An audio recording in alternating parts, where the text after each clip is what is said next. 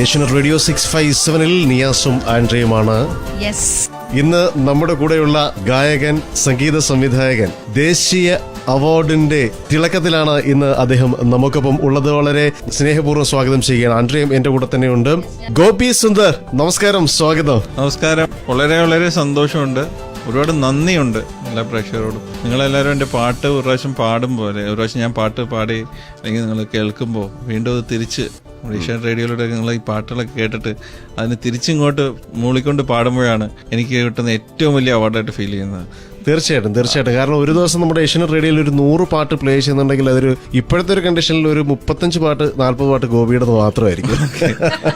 അതാണ് ഇപ്പോഴത്തെ ഒരു കണ്ടീഷൻ എന്ന് പറയുന്നത്. Okay, thank you. അത് ദൈവത്തിന് നന്ദി. പിന്നെ എല്ലാവരും ഏറ്റു പാടുക എന്ന് പറഞ്ഞ തന്നെ ഒരു വലിയ ഭാഗ്യമാണ്.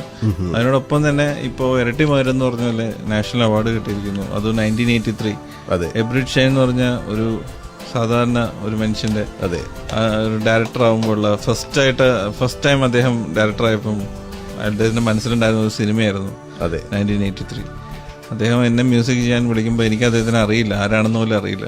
ഏതൊരു കോമൺ മാൻ ചുമ്മാ വന്നിട്ട് ഒരു കഥ പറഞ്ഞു, എനിക്ക് ഇഷ്ടപ്പെട്ടു, ഞാൻ ചെയ്യാമെന്ന് പറഞ്ഞു. അങ്ങനെ ഇങ്ങനെ തുടങ്ങിയ ഒരു പ്രോജക്റ്റാണ്. സോ ഒരു വളരെ ഒരു ബ്ലെസ്ഫുൾ മൊമെന്റ് ആയിരുന്നു അത്. അവാർഡിന് വേണ്ടിയല്ല നമ്മളെല്ലാം വർക്ക് ചെയ്യുന്നത്, മെയിനായിട്ട് അന്നം മുട്ടാതെ ജീവിച്ചു പോകണം. അത്ര നമ്മുടെ ഏർപ്പാട് അത്രേ ഉള്ളൂ. പിന്നെ എന്താ പറയാ, നമ്മുടെ ഇന്ത്യൻ ഗവൺമെന്റ് ഒരു വലിയൊരു അവാർഡാണ്. അതെന്നും എന്താ പറയാ, ചാവുമ്പോ 2 വെടി കിട്ടും ഫ്രീ ആയിട്ട്.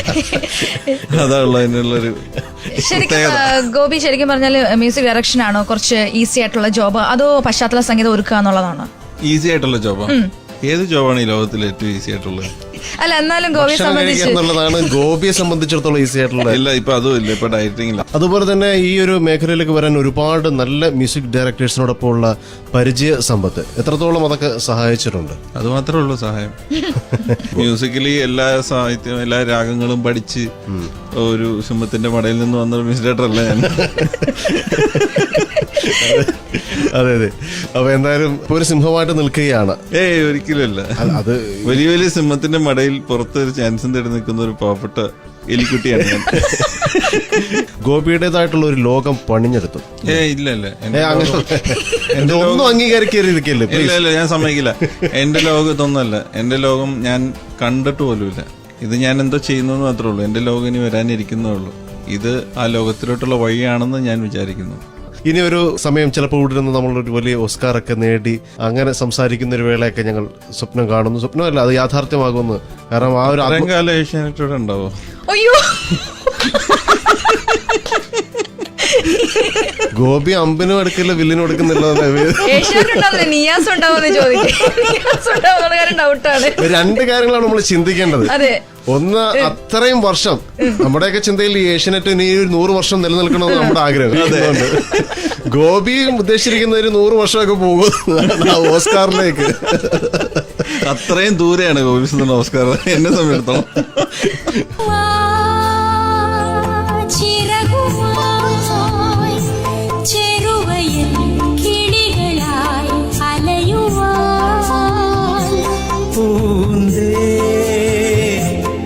വാണിയമ്മ അത് പാടുമ്പോ ശരിക്കും ഞാൻ പോലും അറിയാം എന്റെ കണ്ണിൽ നിന്ന് വെള്ളം വന്നു. അപ്പോ നമ്മള് ഭയങ്കര ചാടയും പോലെയൊക്കെയാണല്ലോ നമ്മളെ സംബന്ധിച്ചിടത്തോളം. അപ്പോ നമ്മളങ്ങനെ കരയാനൊന്നും പാടില്ല. ഗോപി വെരി ബാഡ്, നോ നമ്മൾ തന്നെ കണ്ണാടി നോക്കി. അതെ, നമ്മൾ തന്നെ നോ ഡോണ്ട് ക്രൈ എന്നൊക്കെ പറഞ്ഞിങ്ങനെ ബലം പിടിച്ചിങ്ങനെ ഇരിക്കുക. സൈഡിൽ നോക്കിയപ്പോ ഒരാള് സൗണ്ട് ഇട്ടോണ്ടിരിക്കുക. നോക്കിയപ്പോ എബ്രിഷൻ പാണ്ടാറ് കരച്ചു, ഭയങ്കര കരച്ചു സംവിധായകൻ. അപ്പൊ പിന്നെ എന്റെ കൺട്രോളും പോയി. അവസാനം അളിയാ സീനായി. അത് ഒന്നുമല്ല, വാണിയമ്മ ഒറ്റ ടേക്കിലാണ് ആ ഒരു സെക്കൻഡ് ചരണം തൊട്ട് ഫുൾ പല്ലവി പാടിയത്. അതൊരു അൺബിലീവബിൾ. എന്താ പറയുക, ഇന്നത്തെ കാലത്തൊന്നും അങ്ങനെ ആരും പാടി ഞങ്ങൾ കേട്ടിട്ടില്ല ഒറ്റ ടേക്കിൽ ഇങ്ങനെ. അതെങ്ങനെ ഇത്ര ബ്രെത്ത് കൺട്രോളും കാര്യങ്ങളൊക്കെ കിട്ടുന്നു എന്നൊക്കെ ഞാൻ വാണിയമ്മയോട് ചോദിച്ചു. വാണിയമ്മ പറഞ്ഞു, അത് പഴയ സ്കൂളാണ് മോനെ, അത് നിങ്ങൾക്ക് പറഞ്ഞാൽ മനസ്സിലാവില്ല. അപ്പൊ എന്നാലും ഞാൻ ചോദിച്ചു, എന്താ വാണിയമ്മ പഴയ സ്കൂൾ എന്ന് പറയുന്നത്?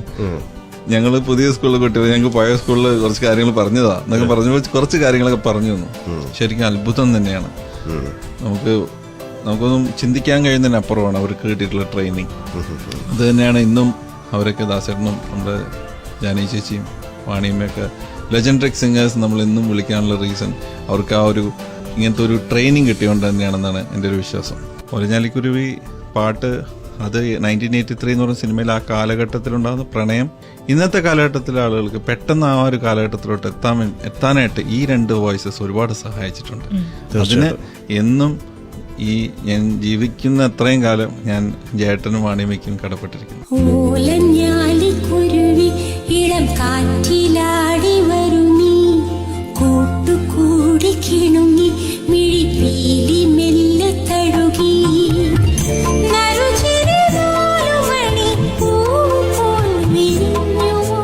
ഈ മനോഹരമായിട്ടുള്ള ഗാനം നമുക്ക് സമ്മാനിച്ച ഗോപി സുന്ദറാണ്. അദ്ദേഹമാണ് ഏഷ്യാനെറ്റ് റേഡിയോയിൽ നമുക്കൊപ്പമുള്ളത്. വീണ്ടും ഗോപിയെ സ്വാഗതം ചെയ്യുകയാണ്. എന്തായാലും ഗോപിയുമായി കൂടുതൽ അടുക്കും തോറും മനസ്സിലാക്കാൻ സാധിക്കുന്നത് ഗോപിയിലെ സംഗീത സംവിധായകനല്ല ഞാൻ കൂടുതൽ അറിയുന്നത്, തനി കൊച്ചിക്കാരനെയാണ് ഞാൻ കാണുന്നത്.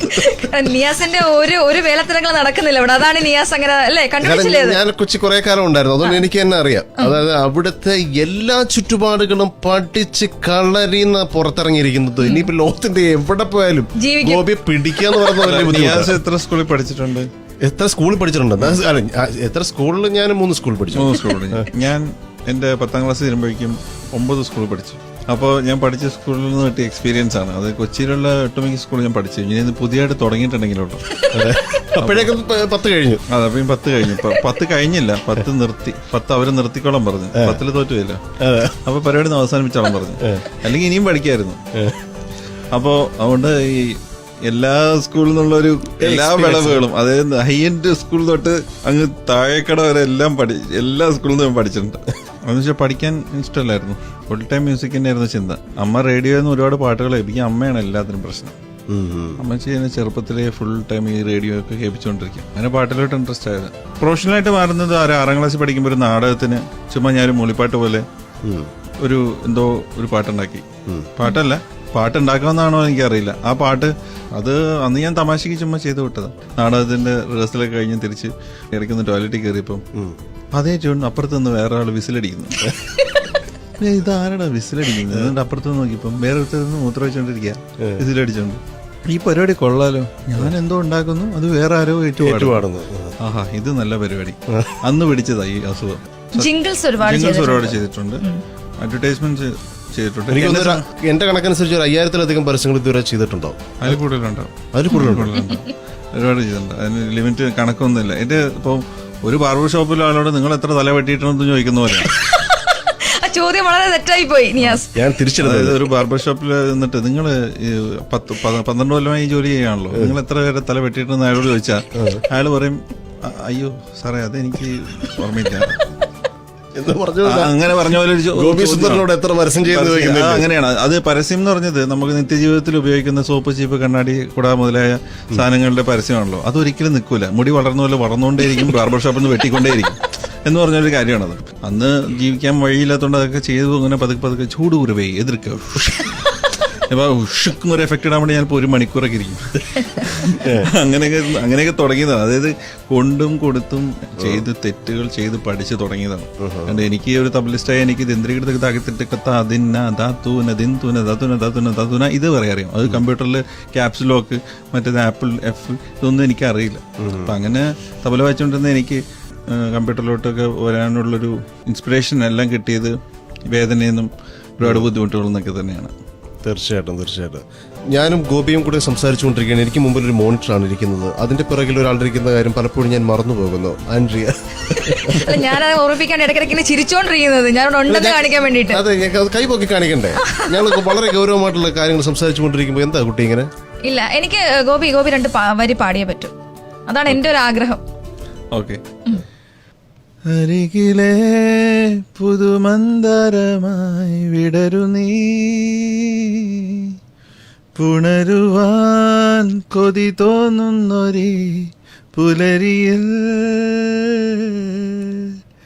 അങ്ങെങ്ങോ നിൻ പൊൻപീലി മിന്നുന്നു, അതിലൊന്നെന്റെ നെഞ്ചോരമേയുന്നു, ഉണർന്നു ഞാൻ. മതിയോ? ഗോപി ഇപ്പൊ പാട്ട് പാടിയപ്പോൾ ബാംഗ്ലൂർ ഡേയ്സ് ഇപ്പൊ തമിഴിലേക്ക് റീമേക്ക് ചെയ്യാണ്. അപ്പൊ അതിലെ എന്റെ വർക്ക് ഒക്കെ സ്റ്റാർട്ട് ചെയ്തു. 3 പാട്ട് കഴിഞ്ഞു. 4ാമത്തെ സോങ് ചെയ്യണം. അങ്ങനെ പോകുന്നു. തെലുങ്കില് കുറച്ചുകൂടെ പ്രോജക്ട്സ് ഉണ്ട്. 2-3 തെലുങ്ക് കൂടെ ഉണ്ട്, 4 തമിഴ് കൂടെ ഉണ്ട്. മലയാളത്തിലൊരു 7 പടമുണ്ട്.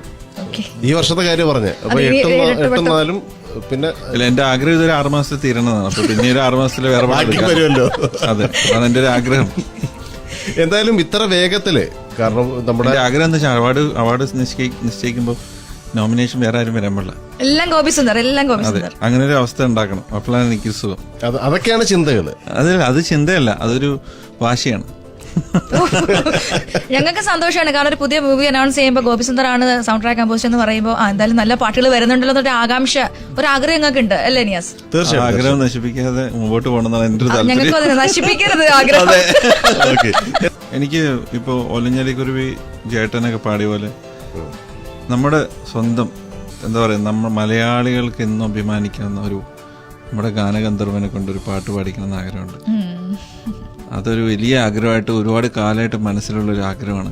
അത് എന്നും നടക്കുന്ന എനിക്കറിയില്ല. കാര്യം വേറൊരു ലെവലൊരു പാട്ട് അദ്ദേഹം പാടി എനിക്ക് സമ്മാനിക്കണം എന്നാണ് എൻ്റെ ഒരു.